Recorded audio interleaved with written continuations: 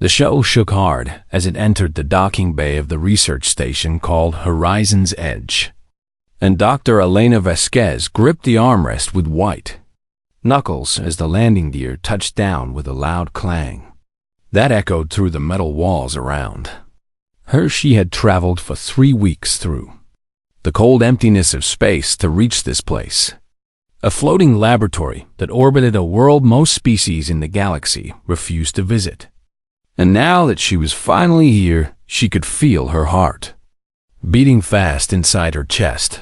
The airlock opened with a hiss, and Elena stepped out into the corridor where 4 alien figures stood waiting for her with expressions she could not easily read on their strange faces. The tallest among them was Director HFY, a Torvani male who stood nearly 8 feet tall with gray skin that looked like stone and 6 eyes arranged in a circle on his flat face. And when he spoke, his voice was deep and cold, like wind blowing through an empty cave. "You are the human scientist," he said without any warmth in his tone. And Elena noticed that his words were not a question, but a statement filled with something that felt very close to disappointment. "I am Dr. Elena Vasquez," she replied with a polite nod, "and I am honored to join your research team here on Horizon's Edge." The other 3 aliens exchanged looks that Elena understood perfectly well, even though their faces were nothing like human faces, because the meaning behind those glances was the same in every corner of the galaxy. And that meaning was doubt. There was Dr. Yillis, an iliac female with smooth blue skin and large black eyes that reflected the corridor lights like dark mirrors. And beside her stood 2 Quorum researchers whose names Elena had not yet learned, their bodies covered in soft white fur and their ears twitching nervously as they studied her. Small human form, we were expecting someone more. Director HFY paused as if searching for the right word. Substantial. Elena smiled even though the insult was clear, because she had heard such words many times before from species who thought that size and strength were the only things that mattered in the universe. "I may be small," she said calmly, "but I have studied more than 40 species across 12 star systems, and I believe I can contribute something valuable to your work here." The director made a sound that might have been a laugh or might have been a grunt of dismissal. And then he turned and began walking down the corridor with the others following close behind him. "Come," he said over his shoulder. "We will show you to your quarters and explain your duties. Though I suspect you will find our current situation rather more dangerous than anything in your previous experience."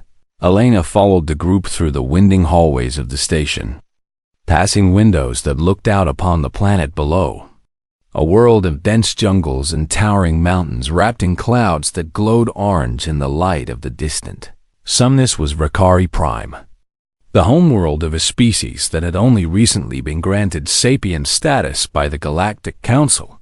And everything Elena knew about the Rakari told her that they were among the most fearsome creatures ever discovered. They were pack hunters with scales as black as the void between stars, claws that could tear through metal, and teeth designed for ripping flesh from bone. And until a few years ago, the galaxy had believed them to be nothing more than clever animals driven by instinct and hunger. But recent studies had revealed something remarkable, something that had forced the Council to recognize the Rakari as intelligent beings with language and culture and social bonds as complex as any other sapient species. This discovery had brought scientists from across the galaxy to Horizon's Edge, all of them eager to study these magnificent and terrifying predators. And now Elena was one of them. Director HFY stopped in front of a door and pressed his large gray hand against the control panel. And the door slid open to reveal a small room with a bed and a desk and nothing else. "Your quarters," he said flatly. "The briefing will begin in 1 hour in the main conference room, and I suggest you use this time to prepare yourself for what you are about to learn." Elena stepped into the room and turned to thank the director, but he was already walking away with the other researchers trailing behind him like shadows. She sat down on the bed and let out a long breath, feeling the weight of loneliness settle over her like a heavy blanket, because she knew that she was not welcome here and that she would have to prove herself every single day if she wanted to earn the respect of her colleagues. 1 hour later, she sat in the conference room, surrounded by alien faces that regarded her with cool indifference as Director Keth Volume activated the holographic display in the center of the table. Images of the Vakari filled the air, and Elena felt her breath catch in her throat as she saw them clearly for the first time. Their sleek black bodies moving through the jungle with a grace and power that was both beautiful and deeply frightening. 3 days ago, the director began. One of our survey teams was attacked by a Vakari hunting party while conducting field research on the planet's surface. The images changed to show a damaged shuttle and scattered equipment, and Elena noticed dark stains on the ground that could only be blood. 2 of our researchers were killed, Dr. Yillis added in her soft voice, and 3 more were seriously injured before the security team was able to drive the Vakari away. Elena felt sorrow for the dead and wounded, but she also felt curiosity burning inside her because she knew there was more to this story. During the chaos of the attack, Director Keth Volume continued. A juvenile Vakari was captured and brought aboard the station. The holographic display shifted again, and now Elena was looking at a containment cell where a small creature crouched in the corner, its scales bristling and its yellow eyes blazing with fury as it snarled at the camera. Cub was perhaps the size of a large dog, though its body was built for killing in ways that no dog could ever match. With claws like curved knives and a tail that ended in a sharp spike capable of piercing armor, it has been in containment for 72 hours, Dr. Yillis said, and it has attacked every researcher who has attempted to approach it. Regardless of the safety protocols we have followed, Elena leaned forward in her chair and studied the image carefully, watching the way the cub moved and the way its eyes darted around the cell. And she noticed something that made her heart ache with sudden understanding. The cub was not just angry. She realized it was afraid. It was a child torn from its family and trapped in a strange place surrounded by creatures it did not understand. And all of its violence was nothing more than terror given claws and teeth. Director, Elena said quietly, what are your plans for the juvenile? Keth Volume turned his 6 eyes toward her with an expression that might have been surprise or might have been annoyance. If we cannot calm it within the next day, he said coldly, we will be forced to euthanize it for the safety of the station crew. Elena looked at the image of the frightened cub and felt something stir deep inside her chest. A feeling she had known since childhood. A need to protect the small and the scared and the helpless. I would like to study the juvenile myself, she said firmly. Before any final decisions are made, the aliens around the table exchanged more of those doubtful looks. And Director Keth Volume made that strange sound again that was almost like laughter.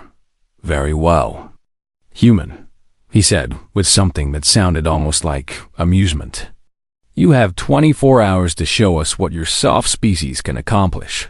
Elena nodded and turned her eyes back to the screen where the cub continued to growl at shadows. And she silently made a promise that she would not let this child die alone and afraid in a cold metal cage. Elena spent the next several hours in the station's data archive, reading every report and watching every recording that the research team had gathered about the Vakari. Since their work began, she learned that the Vakari lived in tight family groups called packs, with each pack led by a matriarch who was both mother and ruler to all those who followed her. And she learned that the bonds between pack members were stronger than almost anything else the researchers had observed in the galaxy. Young Vakari stayed close to their mothers for the first 3 years of life, never straying more than a few meters from the safety of the adult's massive body. And during this time, they learned everything. They needed to know about hunting and surviving in the dangerous jungles of their homeworld. The cub in the containment cell was perhaps 18 months old, based on its size and the development of its scales, which meant it had been torn away from its pack at the most vulnerable time of its young life. Elena felt her heart grow heavy as she imagined what the little creature must be feeling.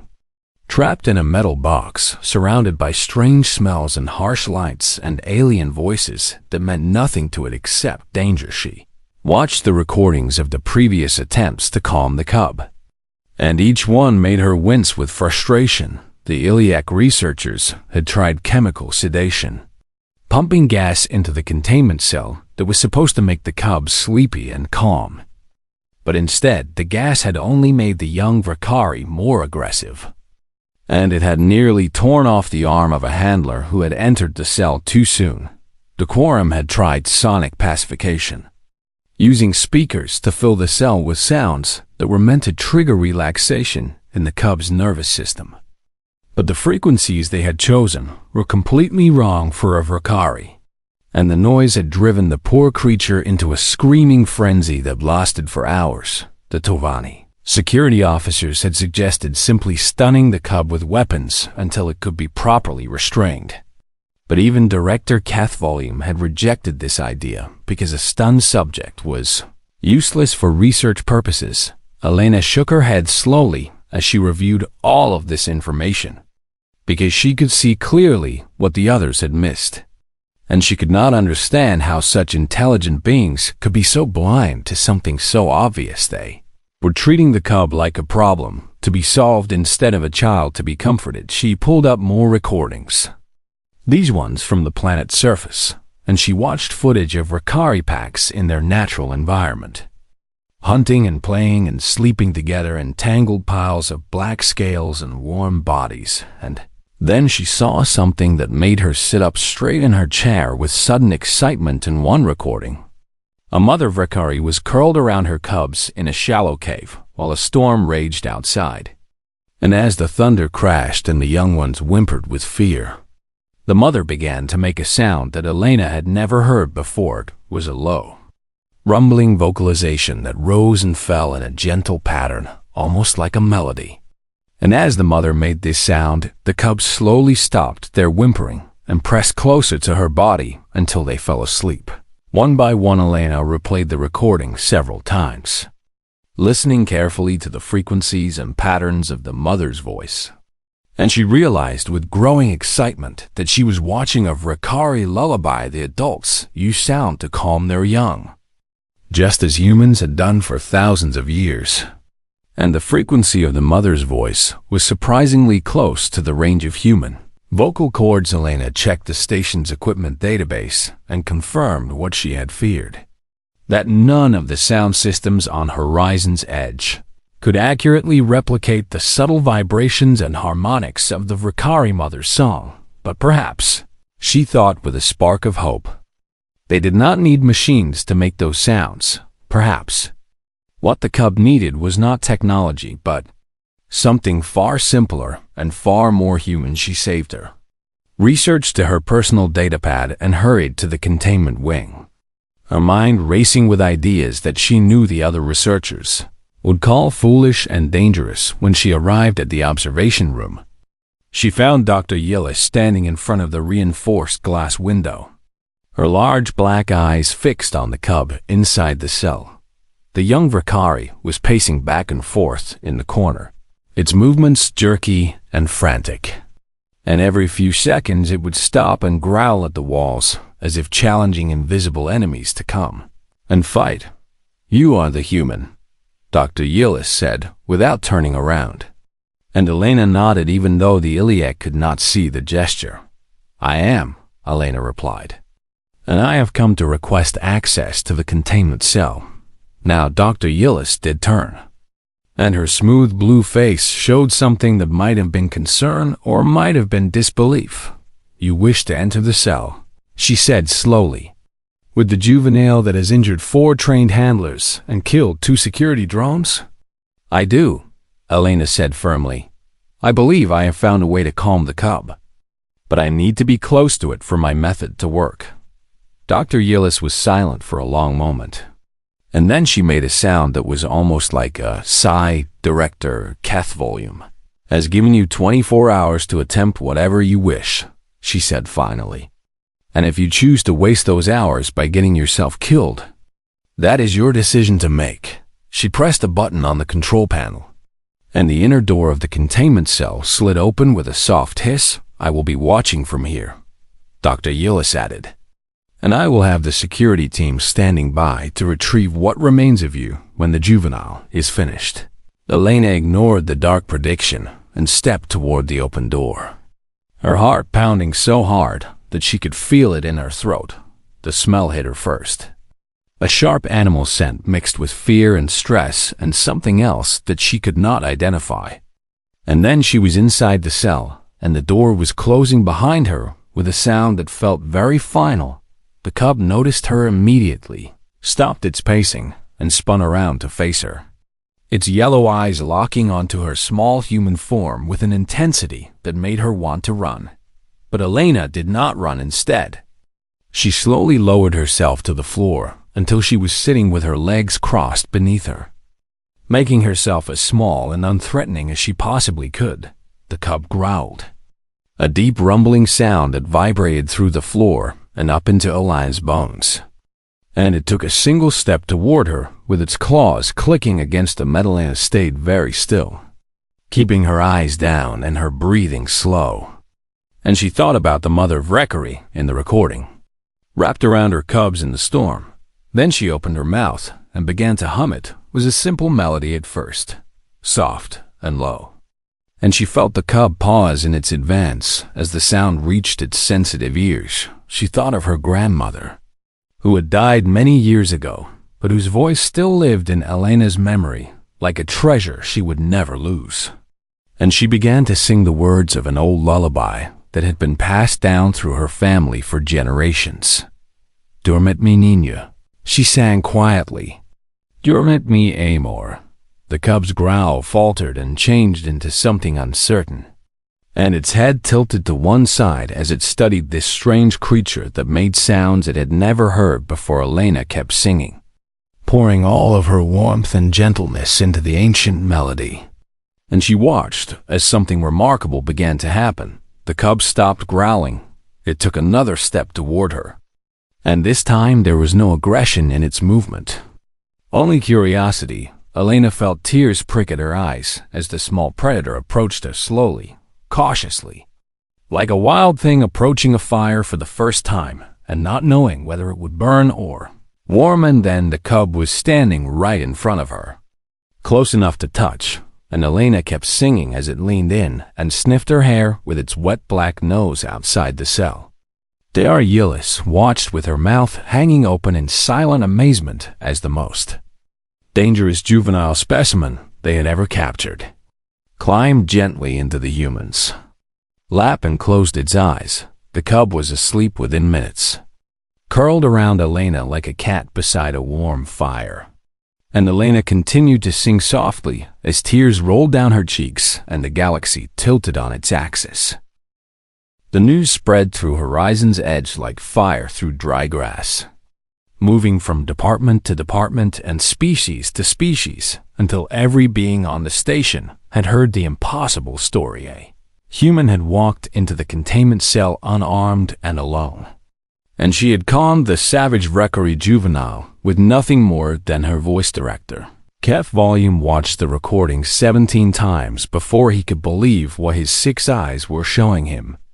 And even then he stood in the observation room for nearly an hour, staring at the cell where Elena sat with the sleeping cub in her lap.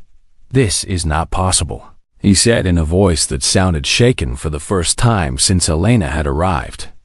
"We tried every method known to xenobiology to pacify that creature, and this human simply sang to it?"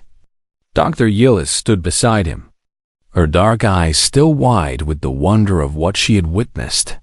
"The human voice operates in a frequency range that closely matches Reverie parental vocalizations," she explained, though her voice carried a tone of amazement that suggested she did not fully understand it herself.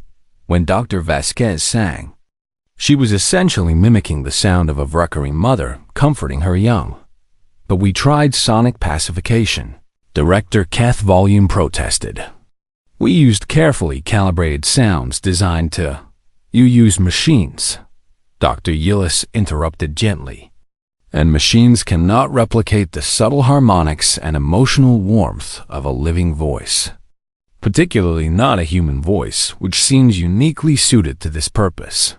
Inside the cell, Elena remained still as the cub slept peacefully against her body, and she could feel its small heart beating in a slow and steady rhythm that told her the little one finally felt safe. She had been sitting in the same position for 3 hours, and her legs had gone numb beneath the weight of the sleeping predator.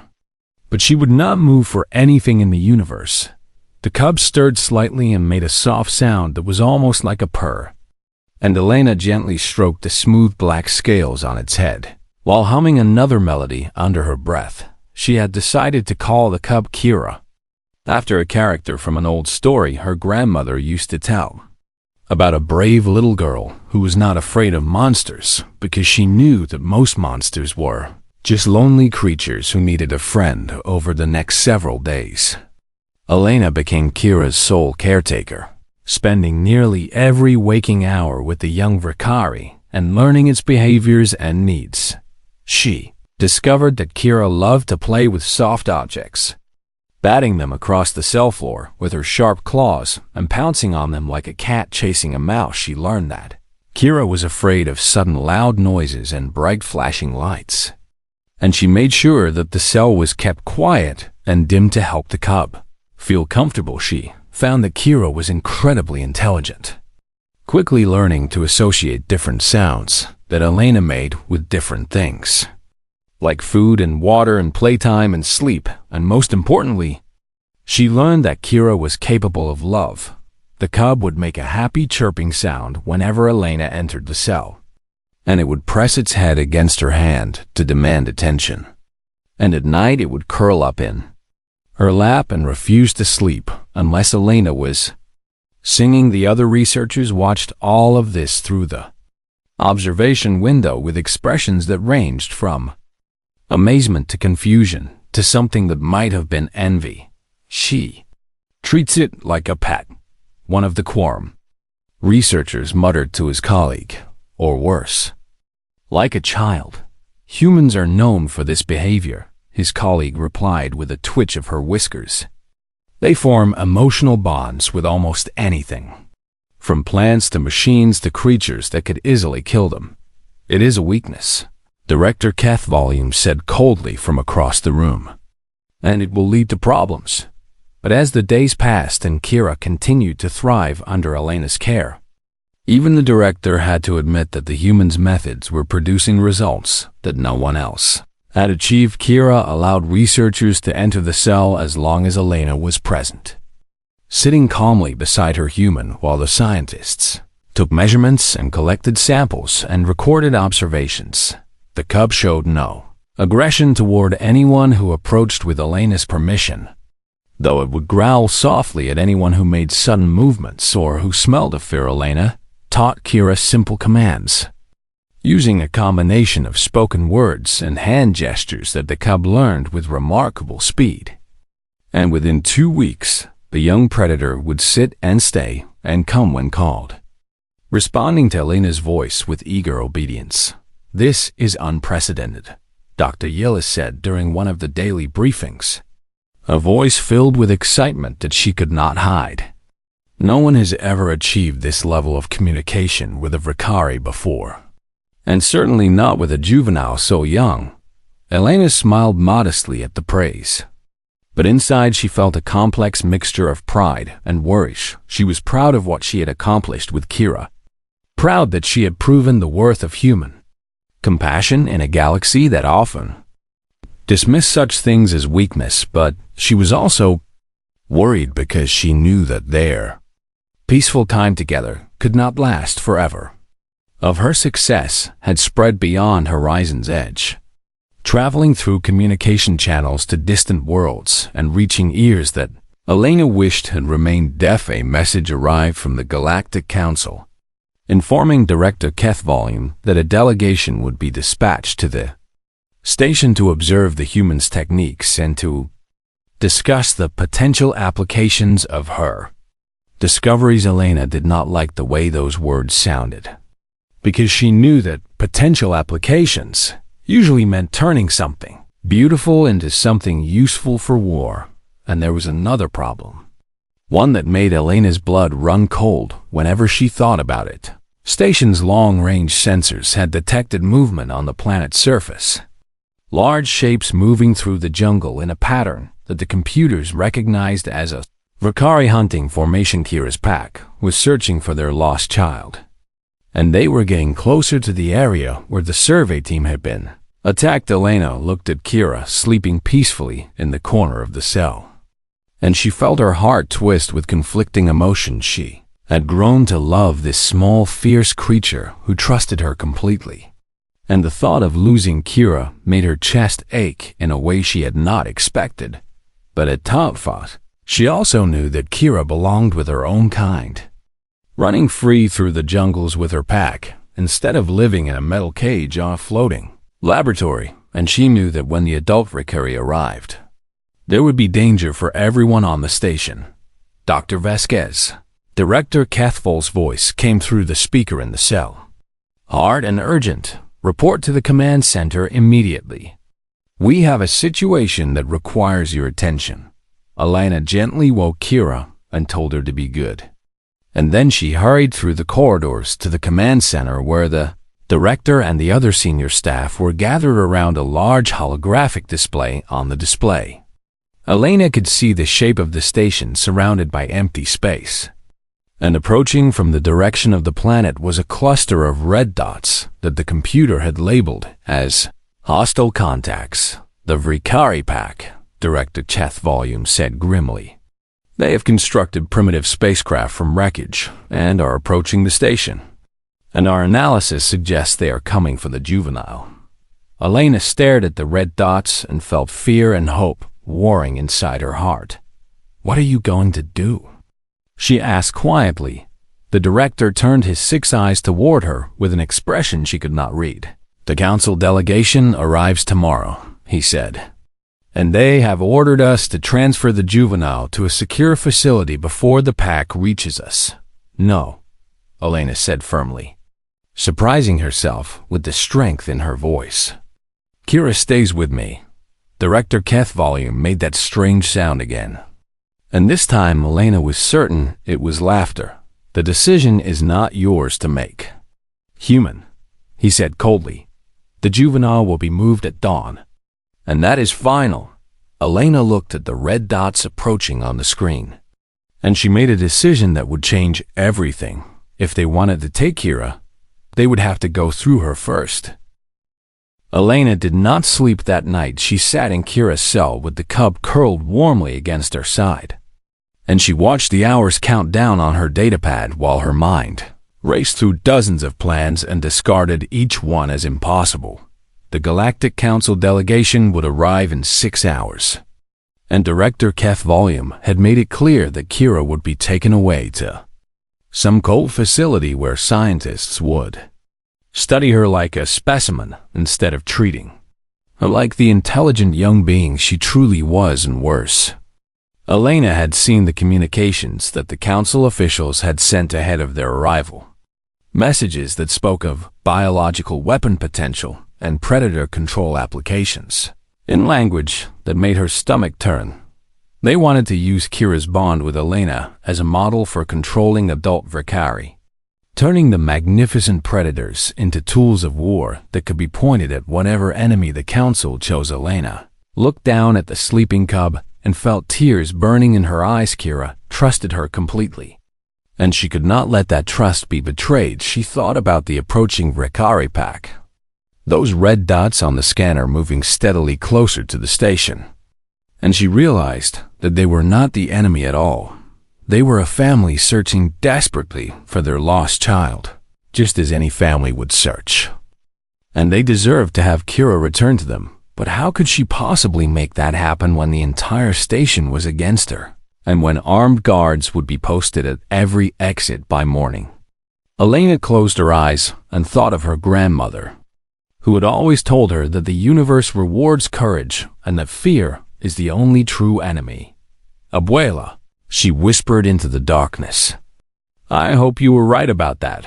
When the dawn cycle lights flickered on throughout the station, Elena was ready. She had spent the last hours preparing Kira for what was to come, speaking softly to the cub and hoping that somehow the young Ricari understood what she was trying to explain. Director Keth Volume arrived at the containment wing with 4 armed security officers and a transport cage designed to hold dangerous specimens, and his 6 eyes showed no emotion as he approached the cell door.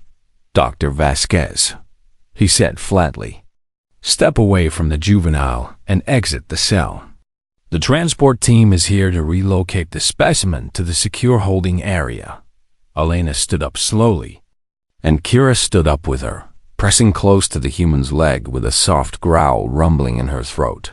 "No," Elena said simply. The director's mandibles clicked together in what Elena had learned to recognize as irritation. "This is not a request," he said with a sharp edge in his voice.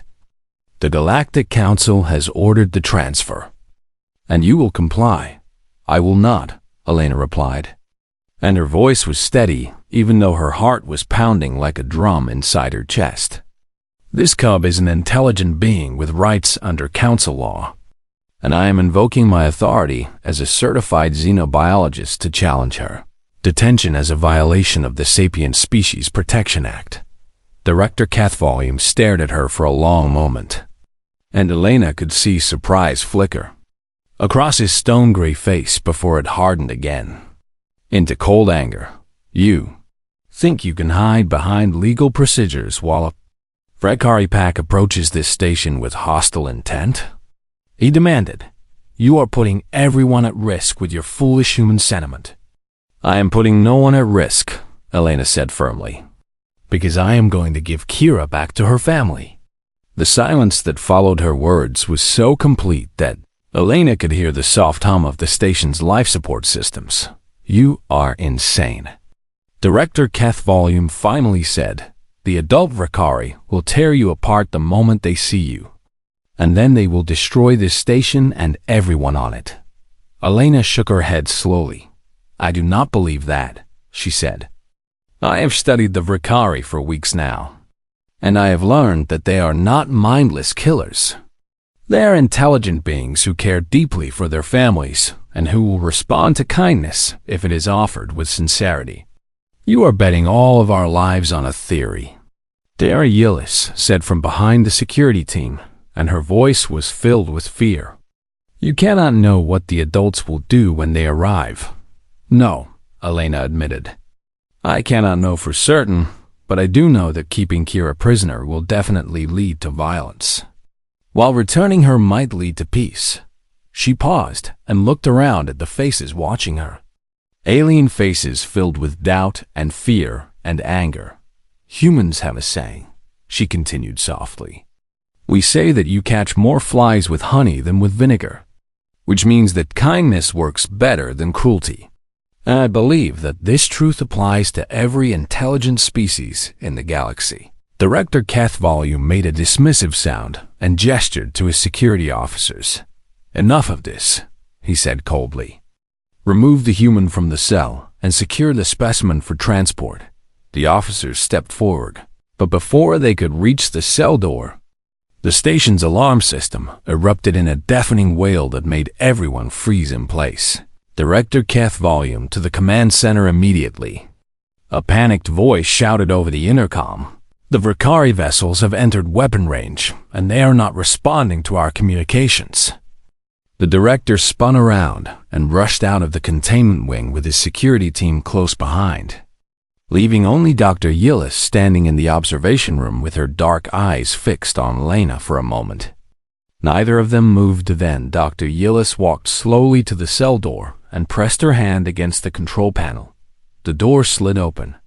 "I do not know if you are brave or foolish," the Iliac scientist said quietly, But I know that you care about this creature in a way that none of us have been able to understand.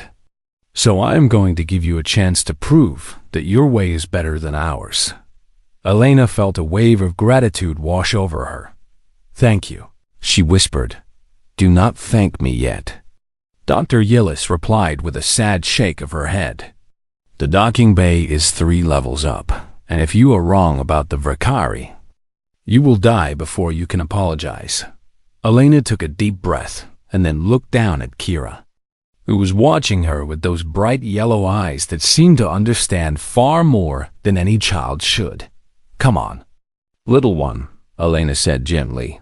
"It is time to go home." She stepped out of the cell with Kira following close beside her, and together they ran through the corridors of Horizon's Edge toward whatever fate was waiting for them among the stars. The sound of alarms filled the air as they reached the docking bay, and through the massive observation windows, Elena could see shapes approaching through the darkness of space. Sleek black vessels that moved with the same deadly grace as the predators. Who had built them? The Vakari had arrived, and Elena was about to find out if her faith in compassion had been wisdom or madness. She pressed her hand to the airlock control and felt the cold rush of recycled air as the doors began to open behind her.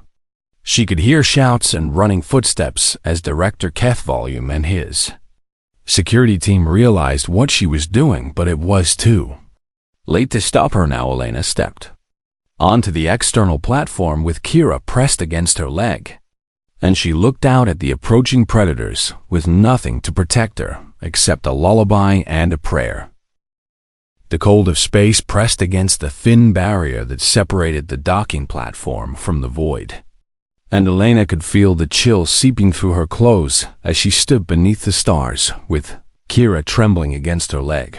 The Vakari vessels were closer now, close enough that Elena could see their shapes clearly through the observation dome, and they were more beautiful and more terrifying than anything she had ever imagined.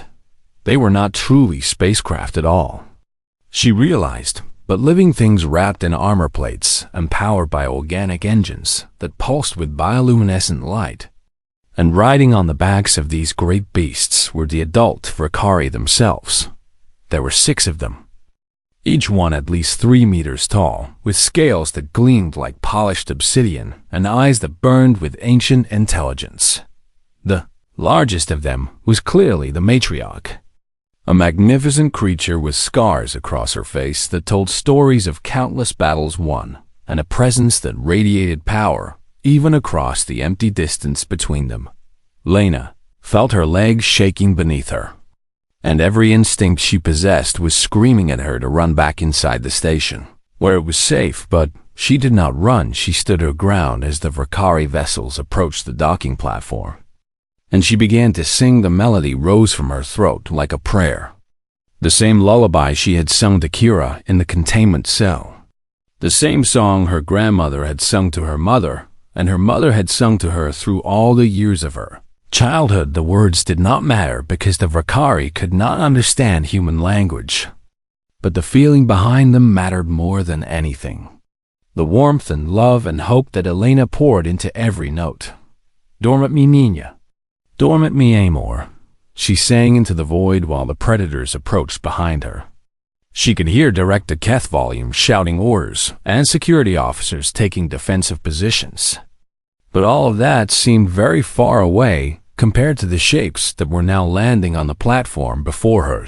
Matriarch stepped down from her living vessel and approached Elena with slow, deliberate steps that made the metal floor ring beneath her massive clawed feet. She was the most magnificent and terrifying being Elena had ever seen up close. A perfect predator designed by millions of years of evolution to hunt and kill with absolute efficiency.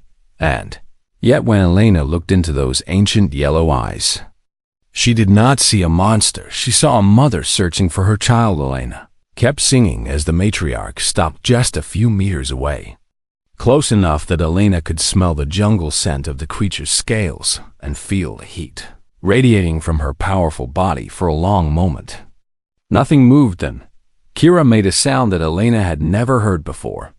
A high chirping call that was full of joy and recognition.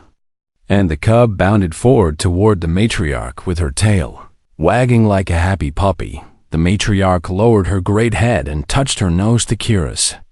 And the sound she made in response was exactly like the lullaby vocalizations Elena had studied in the research recordings. Mother and child, reunited Elena, felt tears streaming down her face as she watched them. And she did not try to wipe them away because she was not ashamed of her emotions. The other adult Vrakari had formed a loose circle around the platform, and Elena could feel their eyes watching her with an intensity that made her skin prickle. But none of them made any move to attack. The matriarch nuzzled Kira for a long moment. And then she raised her head and turned those burning yellow eyes toward Elena. She took a step forward, and Elena heard someone behind her gasp with fear. The matriarch took another step, and now she was so close that Elena could have reached out and touched those gleaming black scales if she had wanted to. But Elena did not move, and she did not stop singing. Even though her voice was shaking and her heart was beating so hard, she thought it might burst. The matriarch studied her for what felt like an eternity, those ancient eyes searching her face for something that Elena could not guess. And then the matriarch did something that none of the researchers had ever documented in all their years of studying. The Vrakarish lowered her head until it was level with Elena's, and she bent her forelegs in a gesture that the station's computers would later confirm was the Vrakari sign of profound respect. Elena stopped singing and stood in silence as the matriarch held that pose. And she understood with absolute certainty that she had just been granted an honor that no outsider had ever received. "Thank you," Elena whispered, though she knew the matriarch could not understand her words. "Thank you for trusting me with your child." The matriarch rose and turned back to Kira, and she made a series of sounds that seemed to be instructions of some kind. Kira looked at Elena one last time, and in those bright yellow eyes Elena saw something that looked very much like love. Then the cub chirped once more and bounded after her mother, climbing onto the back of the living vessel that would carry her home. The Vrakari departed as quickly as they had come, their strange organic ships rising from the platform and soaring away toward the planet below. And within minutes, there was nothing left to show they had ever been there. Stood alone on the platform, shivering in the cold and crying softly as she watched the lights of the Vrakari vessels disappear into the jungle world's atmosphere.